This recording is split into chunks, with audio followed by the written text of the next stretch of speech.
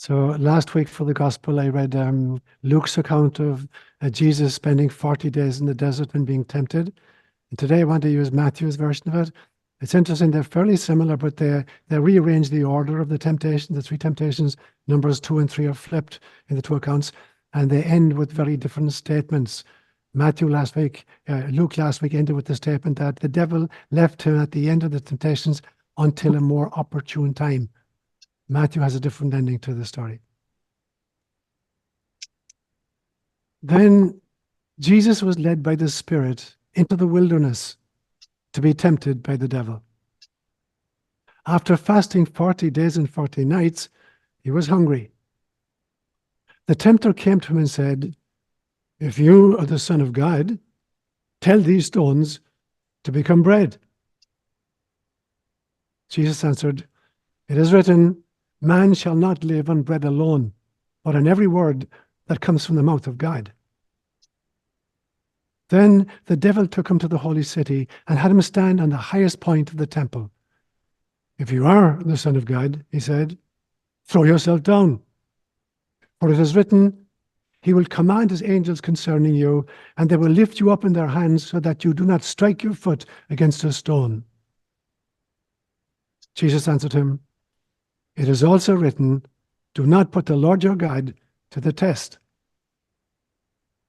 Again, the devil took him to a very high mountain and showed him all the kingdoms of the world and their splendor. "All this I will give to you," he said, "if you will bow down and worship me." Jesus said to him, "Away from me, Satan, for it is written, worship the Lord your God and serve only him."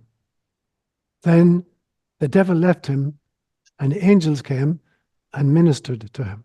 These are words inspired by God.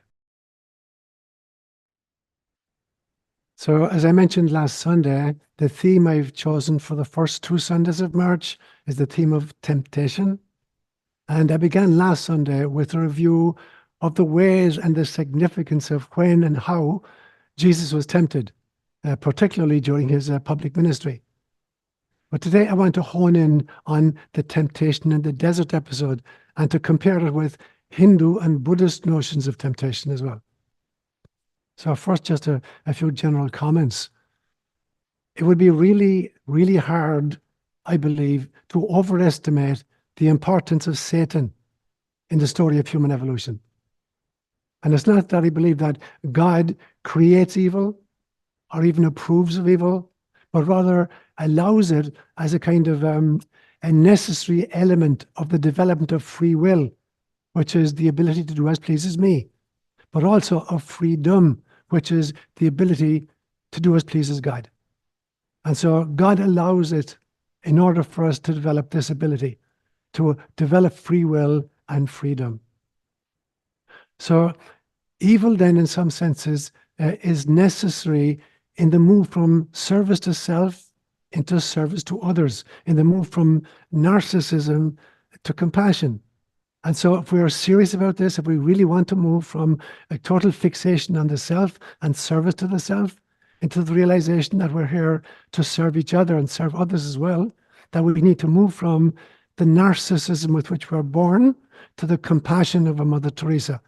Evil then, in some senses, is necessary in order for that move to occur.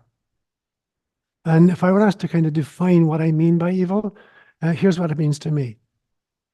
Evil, I would say, is the energy that is born and nurtured when beings who have free will continually make choices for selfishness. That's how evil is born, and that's how evil is nurtured. That we who are born with free will, when we make continual choices for selfishness, then evil enters into the equation. And then over time, this energy swells into a dark force which influences the journey of all other souls. And Buddhism will call this dark force, they'll call it a tulpa. So a tulpa literally is an energy form which is born from our thinking, our speaking, and our acting. So this energy form is actually birthed by that. And then it grows every time we feed it, it grows. And so in some senses then, not only does it affect our future trajectory as individuals who've created this individual tulpa, but our tulpa interacts with and amplifies the tulpas of others, and then we create a global kind of a tulpa. So to the extent then that any soul marinates in that energy, violence inevitably follows. So whoever or whatever Satan is, we're meant to work with that reality in order to grow spiritually. So imagine a spectrum with utter darkness at one end of the spectrum and brilliant light at the other end of the spectrum. And it seems to me then that the archetypes of Satan and Christ are perhaps the bookends of that spectrum. So every thought I have, every word I speak, and every behavior of mine moves me along that spectrum, either towards the light, the bookend of Jesus, or the bookend of Satan, of the darkness. And it affords us both the daily invitation to live consciously and also the instant feedback on what what effect our efforts are having on our life. And so it's this double-barreled thing. It gives us the invitation to live much more consciously and with love and compassion, and it affords us instant feedback on what effect our living is having on ourselves and on each other. And so then, temptation is not just the awful invitation to evil, but it's the life tool that allows us to hone the faculty of discernment, to learn how to choose love and light over greed and shadow. And every single one of the great avatars wrestled with this particular temptation. So archetypically, it came to a head when the avatars were about to begin their public ministries. So when you look at the life of any great avatar, a Jesus figure or a Buddha figure, always just as they're about to begin their public ministry, this attack comes, this temptation comes to do it differently. And so today I want to focus on the story of Jesus' temptation in the wilderness. But I'm going to compare it with, Hindu theories of temptation and also temptations in the life of the Buddha to illustrate what I believe are three main categories of temptation that we confront as we begin our public ministries. Every single one of us has a public ministry. That's why we volunteered for Life on Planet Earth. It's not just the Jesuses or the Mahatma Gandhis or the Martin Luther King Juniors that have a public ministry. Every single one of us has a public ministry. And when we first become serious about the spiritual search and this, we realize what our mission is, we're going to be subject to these kinds of temptations. And I believe there's three main categories in today's story. And the first temptation is the temptation to food. Hinduism says that for very young souls who are incarnating for the first few times, that the first temptation they're subject to is the temptation of some form of sensual delight. But eventually, Hinduism says, the soul yearns for a more satisfying experience. But initially, as young souls, we're fascinated. These are our first excursions into physical bodies, and there are particular sensations that we like to indulge. And so our sensorium delivers to us all of these delights, whether it's what we taste or see or hear, whatever. So sensual delight is the first great temptation for young souls over the first few incarnations of their life. And so what happens is you have, for instance, one group who's tempted to overindulge their sensorium in any way, whether it's through food or drink or sex or whatever it is. And then the avatars are expected to somehow miraculously solve the world's food shortage with dramatic displays of power. So while one group is literally fattening on the overindulgence of having too much food available all the time, and others are starving, that we expect somehow some kind of a divine intervention, some kind of an avatar to come and to feed the hungry, while the rest of us continue to overindulge. There's a famous temptation of the Buddha as he was about to begin his public ministry, and the tempter in Buddhism is called Mara. And Mara says to him, if you are really enlightened, turn the Himalayas, the king of all the mountains, into gold. And the Buddha replied, if all the mountains of the world were turned into gold, there would not be enough to satisfy one person's greed. And so Mara is tempting, if you are enlightened and you're compassionate, why don't you make gold out of all these mountains, and then you'll have as much money as you need to feed the population of the world. And the Buddha said, if I were to turn all the mountains of the world into gold, there still would not be enough to satisfy even one person's greed. And it was the same temptation that Satan was offering to Jesus with this in this fast. After 40 days in the wilderness fasting, Jesus was obviously really hungry. And the devil comes and says, if you are the Son of God, turn these stones into bread. Now, this apparently was just, okay, you're really, really hungry. It's a long way, you're in the Sinai desert someplace. It's a long way to go back to Jerusalem or Nazareth. You're going to be really starving by the time you get there. So turn some stones into bread. He wasn't just saying that. That's not what Satan was asking of him. He wasn't just inviting Jesus to fill his own slack belly. He was inviting him to mass produce food for the world to show his cosmic compassion. That was the temptation here. You can turn, the stones of all the deserts of the world into food for all the peoples of the world, and then there will no longer be hunger or starvation. That was the real temptation. It wasn't just for Jesus to satisfy, his own hunger. And Jesus realized that if he were to do so, if Jesus were to turn all the stones in all the deserts of the world into food for human beings, the powers that be would immediately wrest control of the supplies, hoard them, and then use them as a reward and punishment too.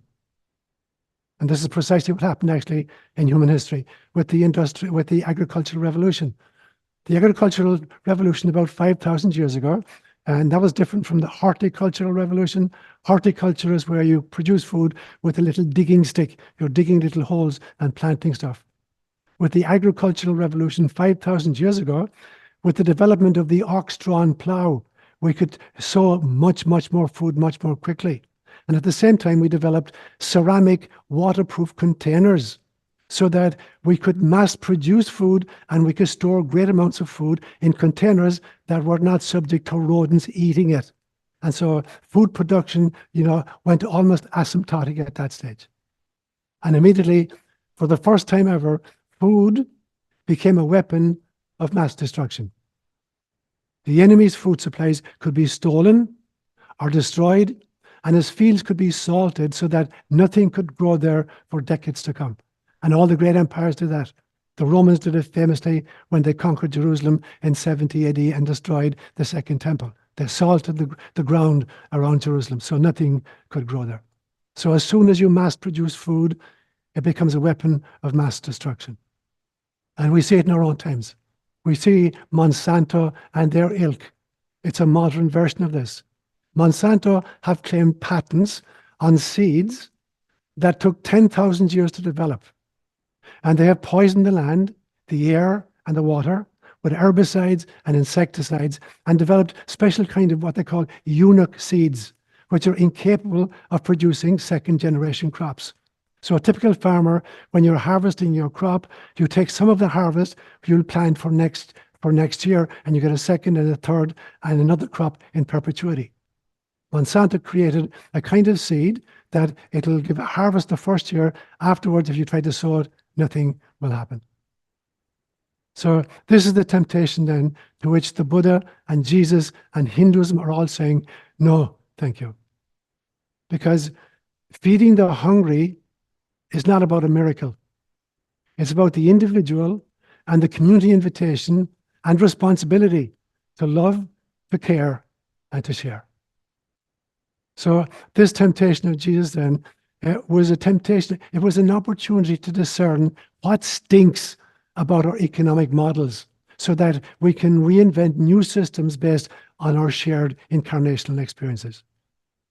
There was a very holy man, a very famous Archbishop of Recife in Brazil, a man called Helder Camara, who said one time, when I feed the poor, they call me a saint. When I ask, why is it the poor don't have food? They call me a communist. So that's my hit on the first temptation, the temptation to food. It wasn't just for Jesus to feed himself because he was hungry. It's a much bigger temptation.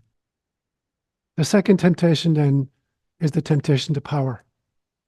So after many incarnations, with the assistance of karma, which is the feedback loop of cause and consequence. So we learn from our past behavior.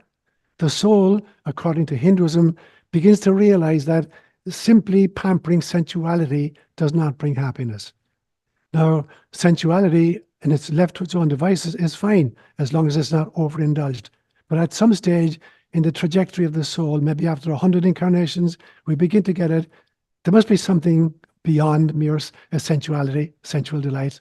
So what might that be? Now, even modern psychology begins to come to the same realization. So pampering sensuality doesn't actually bring happiness. Modern psychology, it tells us that, for instance, our reptilian brain, the hind brain, the first part of the brain to develop, is excited by pleasure. But the mammalian brain, the limbic system, is designed to habituate to pleasure. So we need more and more to get less and less of a fix. In other words, it's very important for us not to confuse pleasure with happiness. They're totally different. Pleasure is basically a limbic system, kind of habituation to sensory pleasure. It doesn't last. So Hinduism then goes on to say, for the next series of incarnations, the ego will fixate not on sensuality anymore, but on achieving power, privilege, and prestige. This is the next stage of the evolution of the soul, after many, many incarnations being kind of fixated on sensuality. And the Jesus version of this in today's story is that Jesus is taken to the top of a very high mountain, and he's shown all the kingdoms of the earth. And Satan says to him, I will give you jurisdiction over all of these. If falling down, you will worship me. Now, on the face of that, it seems like that's a real dumb thing to ask of Jesus. Satan obviously didn't know who he was dealing with. It seemed like a really pathetic proposal. He must have known that Jesus wasn't into personal power. But the temptation actually is much, much, much more subtle than that. What Satan is really saying to him is much more subtle. He's saying, I give you control over all the institutions, over all the organizations, over all the kingdoms, over all the empires, over all the militaries, over all the economic systems, and all their resources. And then you can bend them toward justice and compassion for all. So it's a much deeper temptation. It's not just about being powerful in oneself, but having the resources and the abilities to actually create compassion and justice on a global scale. Now, this is a temptation that has been very gladly accepted over the last 5,800 years by the elites and the oligarchies, all the way from ancient Sumer to modern Wall Street. And so overhauling corrupt systems is necessary, but it is not sufficient, to use a mathematical formulation. It is necessary to overhaul corrupt systems, but that is not sufficient. Unless these systems are staffed by persons who are themselves committed to individual holiness, then the water flowing through the pipes will simply corrode the pipes. In other words, the people staffing the systems will corrupt the systems themselves. And so Jesus would famously say, new wine, new wineskins. In other words, transformed individuals in transformed systems. The new wine are the transformed individuals, and the new wineskins are the transformed systems. So it has to be both. We have to be committed to personal transformation and to the transformation of our systems. Now, you can't legislate or force people into loving behavior. So reluctantly, in response to Satan's second temptation, Jesus says, thank you, but no thank you. You cannot legislate or force people into loving behavior. And so the devil tries a third time. And this is the temptation to religion. And according to Hinduism, during this third series of incarnations, we are subject to the, I'm going to call it the temptation of service. But because service to others with all this compassion, that is still a temptation. Because it is still far short of moksha. Moksha is utter liberation. The realization that the sense of separate self, upon which service to others is predicated, is the final illusion on the road to enlightenment. Any fixation on the fact that we're separate from each other and therefore we must be of service to each other is based actually on the illusion that we are actually separate from each other. Now, it is important and as part of the incarnational experience, but it is not ultimate liberation. Ultimate liberation only comes when we realize there is only God.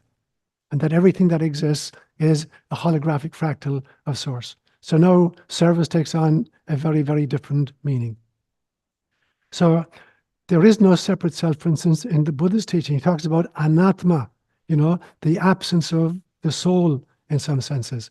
And Confucius believed that the self is actually an illusion created by the sum of our social roles. So we play various roles in society, and our sense of self is predicated on the identification with these roles that we are playing. And according to Buddha, it is anatma. There is not a separate soul. And I'm in agreement, because I believe that the soul is actually the first kind of illusion on the way out from God, and it is the last illusion on the way back to God. Now, it's a very important stage of it. You can't hop step over it. You have to deal with it. But the realization is that even service to others, for all its compassion, is predicated on the illusion that we're actually separate from each other. Now, it's important, and we have to step ourselves through it, as we stepped ourselves through the other temptations as well, but it is not our final resting ground. And therefore, the great temptation of religion, which was the final temptation that Satan offered to Jesus, is the temptation of serving others and saving others. And so Jesus is taken to the top of the pinnacle of the temple in Jerusalem by Satan. And so Satan shows him all the crowds milling below, and he suggests a third alternative. And he says to him, why don't you start a brand new religion and kick it off with a really, really, really spectacular miracle? Why don't you jump? Because it's written in Psalm 91, he has given his angels charge over you, lest you dash your foot against a stone. So jump, and then alert the crowds below and land safely, and then begin preaching, and you will have the religion to end all religions. Wouldn't that change people's hearts? It wouldn't. It would merely titillate their need for entertainment until Netflix was invented.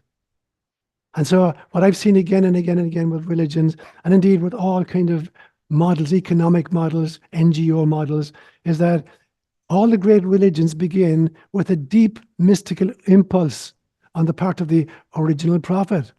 But they inevitably go through the following cycle. And I've seen this again and again and again in organizations, not just in religion, but in all organizations.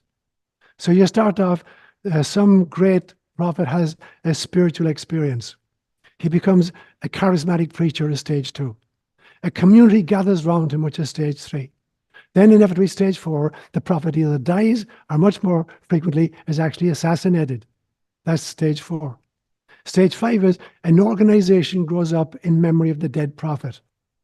Stage 6 is that some kind of an oligarchy finds itself at the top of this pyramid scheme. And then the next stage is they develop a theology, a whole system of beliefs. And then the next stage is the kind of fundamentalist dogmatic decrees. The next stage is crusades against people who don't believe, people on the outside who don't believe. And then finally, inquisitions against the insiders, people within the system who don't quite believe the totality of the fundamentalist dogma. And then you get a new prophet coming again. And this cycle repeats again and again and again. The question for us in our time is, in what part of this cycle are we now? And it seems to me like we're in need of a new prophet. But the new prophet is not going to be an individual person. It's going to be an awakening, a movement, which is coming from the ground up. It's going to be organic. It's not going to be imposed from the top down. It's not any one great leader, with a banner calling us all to follow on behind. It is a movement that's coming from the grassroots. It's an awakening such as perhaps the world has never seen. And so for the idea of starting a new religion, Jesus says an emphatic no, thank you. Jesus did not come to found a religion called Christianity. He came to awaken people to the Spirit dwelling within each one of us. So in conclusion then, what I want to say is that how could you possibly develop free will or freedom or compassion without being tempted? How could you find moksha, ultimate liberation, unless your faculty of discernment were honed by trial and error? How can you eventually hit the bullseye unless you use the feedback of previous arrows to adjust your aim? And that's exactly what sin means. In the New Testament, the Greek word for a sin is taken from, it's a metaphor from archery. It means missing the mark, Missing the mark is important because it gives you feedback about how to adjust your aim until finally you hit the bullseye every time. Without temptation, we would be mere robots, pre-programmed to be good. And so, in some senses, a person who is unconsciously good is simply lucky. One who is unconsciously evil is simply asleep. One who is consciously evil is pathological, and one who is consciously good is enlightened. There's a beautiful story in the Talmud of Adam and Eve have been kicked out of the garden from eating of the tree of the knowledge of good and evil. They're kicked out of the garden, and cherubim are stationed to make sure they don't get back in. But they manage one night to sneak back into the Garden of Eden, and they come right up to the same tree, the tree of the knowledge of good and evil, because they want to taste of it one more time. And according to the Talmud, they hear a rustling in the leaves of the tree, and they discover a very embarrassed God was also feasting on the fruit. Temptation may well be the royal road to enlightenment. Namaste, my brothers and sisters.